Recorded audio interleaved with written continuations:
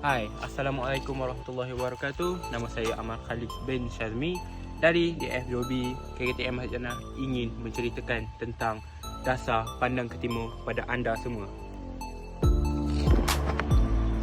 Dasar pandang ke timur bermaksud menjadikan negara-negara timur sebagai contoh dalam etika bekerja.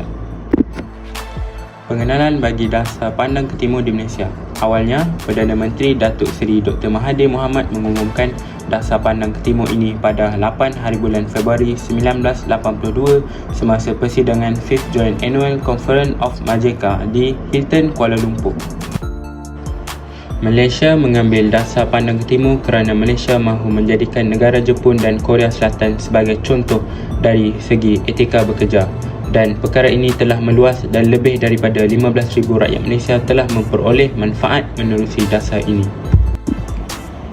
TYT Perdana Menteri Jepun Encik Nakason semasa dalam kenyataan akhbar bersama dengan YAB Datuk Seri Dr. Mahathir semasa Datuk Seri Dr. Mahathir membuat lawatan ke Jepun pada 23 hari bulan hingga 29 hari bulan Januari 1983 dan kenyataan bersama YAB Datuk Seri Dr. Mahathir dan TYT Presiden Republik Korea Encik Chun Do-hwan semasa Datuk Seri Dr. Mahathir membuat lawatan ke Korea Selatan dari 8 hari bulan hingga 14 hari bulan Ogos 1983 telah menaruh harapan yang tinggi bahawa dasar pandang ke timur ini akan mewujudkan kerjasama yang lebih rapat di antara Malaysia dengan kedua-dua negara itu terutamanya dalam bidang ekonomi, perindustrian, latihan-latihan teknikal dan akademik, program kemajuan eksekutif dan penyelidikan dan pengurusan. Antara strategi pelaksanaan yang dilakukan ialah perubahan struktur iaitu yang pertama kad perakah waktu kerja punch card, yang kedua penggunaan tanda nama name tag, yang ketiga penubuhan pasukan meningkat untuk kerja QCC, yang keempat konsep pejabat terbuka, yang kelima perkhidmatan kaunter atau perkhidmatan pembayaran bil setempat dan yang keenam fail meja dan manual prosedur kerja. Seterusnya, perubahan sikap. 1. Perkhidmatan cemerlang. 2. Konsep bersih, cekap dan amanah BCA. Dan yang ketiga, kepimpinan melalui teladan KMT. Selain itu, latihan dan kursus.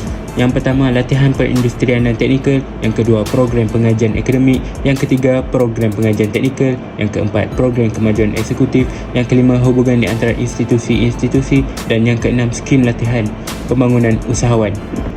Pencapaian. Dasar pandang ke timur telah banyak memberikan sumbangan kepada negara dalam pembangunan model insan, perkongsian kepakaran dan pemindahan teknologi terutamanya sektor perkilangan dan perindustrian di Malaysia sejak diperkenalkan pada 1982. Terdapat hampir 1,500 syarikat Jepun beroperasi di Malaysia dan mengaji lebih 400,000 rakyat Malaysia. Dr. Mahathir berkata, banyak syarikat Jepun termasuk Matsushita, Mitsui, Toshiba, Mitsubishi, Aeon dan Kao sama ada berpindah atau mengembangkan pangkalan pengeluaran mereka di Malaysia. Dari 1986 hingga 1990, Malaysia menyaksikan kemasukan besar-besaran pelaburan langsung asing FDI Jepun serta pertumbuhan 2 angka dalam perdagangan dua hala sekaligus mendorong Jepun mengatasi Amerika Syarikat sebagai rakan ekonomi utama Malaysia. Sebagai kesimpulannya, dasar pandang ke timur merupakan satu usaha baik dan positif dari pihak kerajaan Malaysia untuk meningkatkan lagi prestasi pengurusan dan pembangunan di negara ini. Melalui kajian yang telah dibuat oleh pihak Intan, dasar ini telah memberi kesan yang besar terhadap usaha-usaha di atas dan seterusnya. Dasar ini dapat membantu usaha kerajaan untuk meninggikan prestasi dan daya pengeluaran negara ini. Di samping itu, ianya boleh menjadi asas pengujudan sebuah masyarakat yang dinamik dan progresif. Pada pendapat saya, dasar pandang timur ni memainkan peranan penting dalam usaha perindustrian dan juga ia telah pun menyumbang kepada pembangunan ekonomi negara. Saya sebagai rakyat Malaysia ingin Malaysia maju dan dapat bersaing dengan negara-negara luar. Salam dari saya, sampai sini saja.